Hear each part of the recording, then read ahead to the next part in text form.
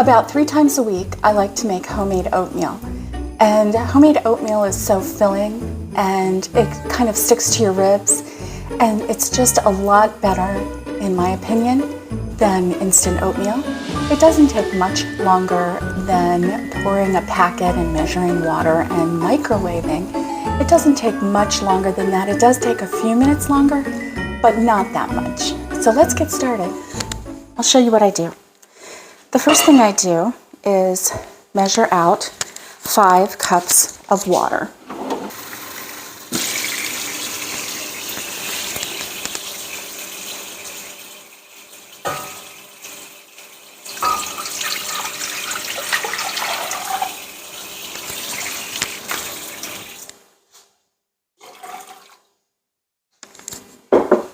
And then I get that started on the stove. And we let that come to heat while I go grab the oats.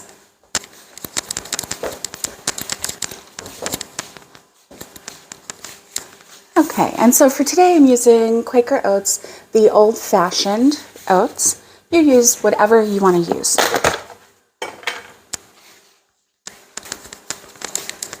All right, and it says to bring this up to boil. Sometimes I don't listen. Sometimes I just add the oats.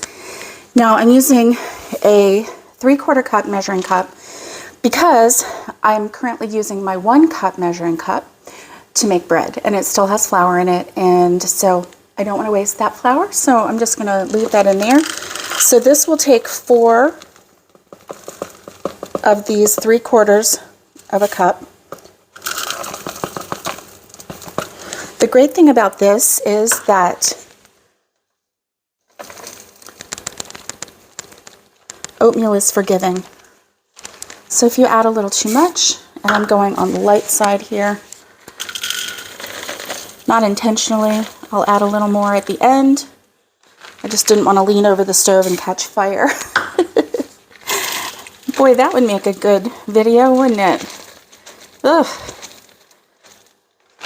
So I'm going to give it a little shake here, add a little bit of extra in there, because I was a little shy with these, as you can see. Okay, so next thing I'm going to do is get a spoon. I'm going to give it a little stir around, and you'll see why I really wasn't worried too much about having extra oats in here, because in a minute I'm going to add a little bit of milk. Because I like to add a little bit of milk and a little bit of butter in the pan to just send the oatmeal over the top. All right, so I'm just going to let that heat up, and I'm going to keep an eye on it because we definitely don't want it boiling over. And we will get this together. Now, here's the thing with this. This is old-fashioned oats. It's not flavored. So what I'm going to do is add a little pinch of salt. And that will bring out the flavor of the oats.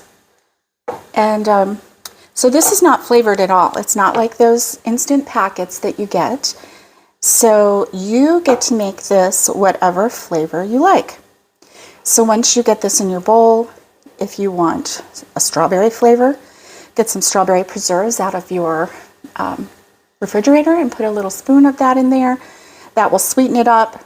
Maybe put a little bit more milk if you like it milky and creamy. And then there you go, you have strawberry oatmeal. If you like blueberry, just get some frozen blueberries out of your freezer. Throw some of those in your bowl and let those, melt down into that creamy goodness of the oats. If you like a maple and brown sugar flavor, get some of your maple syrup and pour that on the top. If you want a little bit of brown sugar, put that on the top as well. Stir it in, and there you have maple and brown sugar. If you want to get a little snazzy and go pumpkin spice, then how about just adding a little bit of pumpkin spice to your bowl and stir that up with maybe a little extra milk or cream. And then you have some pumpkin spice flavored oatmeal. Really, the sky is the limit when it comes to this oatmeal. It's so versatile, and you can make it what you want it to be. So we're just going to let that come up to a boil. And once that does, we're going to let it boil for 2 to 3 minutes so that the oats can get nice and creamy. Then I'm going to add a little bit of milk and a little bit of butter and stir it up some more, and then we'll serve it up.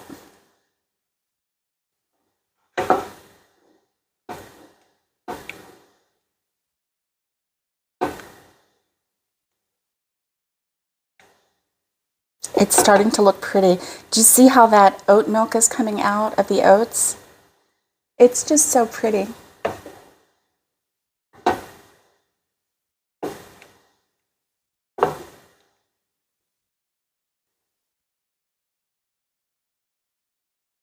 I don't know if you can see it, but it's starting to bubble.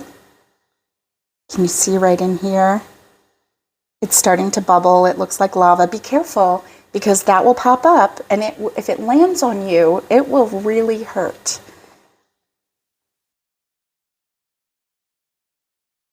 Hot oatmeal and hot grits, when it bubbles up and lands on you, ooh-wee, is that painful. So just be careful. One day I'm going to show you how to make my grits.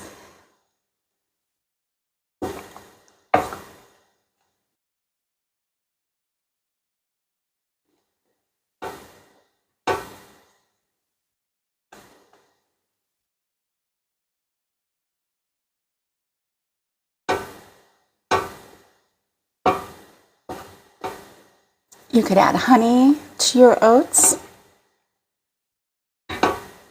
I like to leave the pot unaltered. I like to leave it plain, and that way when anyone comes to fill their bowl, they can make it exactly what they want.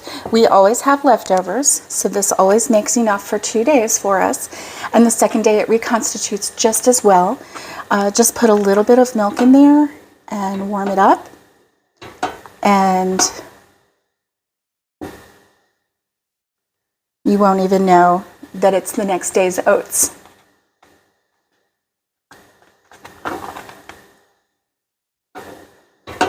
Okay, so I'm going to turn this down a little bit.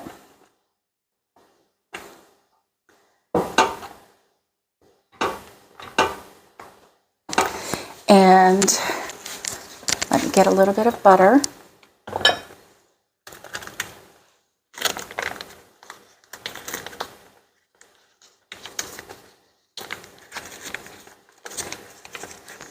And this is actually the perfect amount of butter.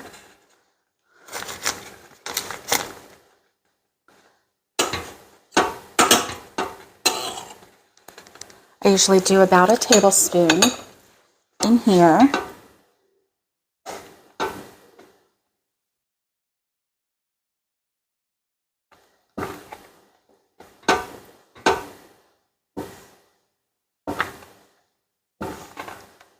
And then a little bit of milk. Let me grab the milk.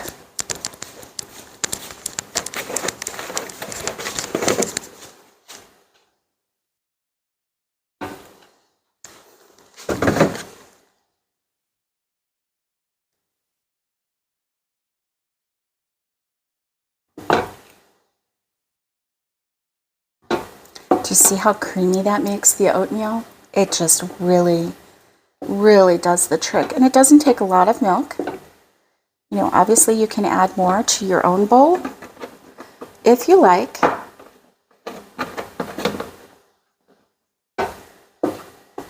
And that, my friends, is the way I make my oatmeal.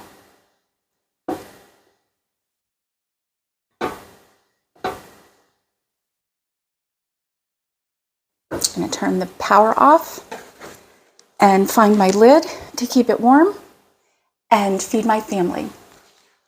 Thank you for joining me today. I hope that you have a wonderful day, and come back and see us again soon. We're going to do lots and lots of recipes on this channel. We're also going to be doing some farming on a very small scale. Eventually we'll be adding chickens and goats, and when the springtime comes, we'll be trying our hand at growing a nice green thumb and growing some vegetables and fruits and all the things. So stick around, and I would love to have you hit that subscribe button. We're so new right now, so any subscriber that is added is definitely noticed by me, and I appreciate you so much. So come on back, and I'll see you next time on Cedarcroft.